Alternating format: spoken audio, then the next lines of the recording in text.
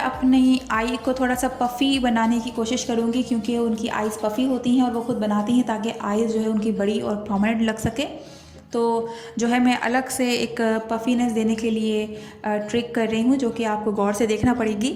अलग से पफ़ीनेस की लाइन ड्रॉ करने के बाद मैं जो है बीच में वाइट पेंसिल अप्लाई कर दूँगी ताकि पफ़ीनेस वाज़ेह हो जाए, और फिर जो है अच्छे से ब्लेंड कर दूँगी ताकि लाइन्स नज़र ना आए।